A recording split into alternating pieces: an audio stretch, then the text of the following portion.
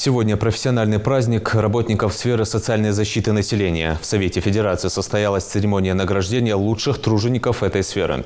В числе 12 отличившихся и жительница Ингушетии Тамара Цурова. Она сотрудница Центра социального обслуживания граждан пожилого возраста и инвалидов республики.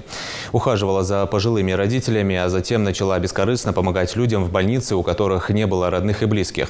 Реализовала несколько успешных проектов в социальной сфере. Одним из таких проектов стал «Чистый дом». Глава Совета Федерации Валентина Матвиенко поздравила всех, кто трудится в этой непростой, но очень важной, близкой для людей сфере. Я от всей души хочу поздравить вас и всех тех, кто трудится в этой очень непростой, но очень важной и чувствительной сфере для людей.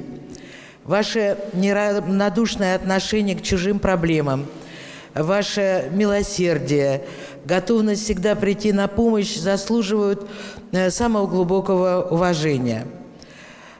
Труд социального работника, я знаю это не понаслышке, он требует больших душевных сил.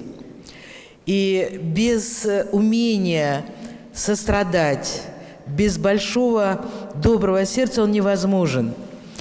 Многодетные семьи, пожилые люди, одинокие люди, люди с ограниченными возможностями всегда вас ждут. И для многих из них вы являетесь не просто работниками социальной службы, а для многих из них вы становитесь по-настоящему друзьями, готовыми выслушать, поддержать, подарить надежду.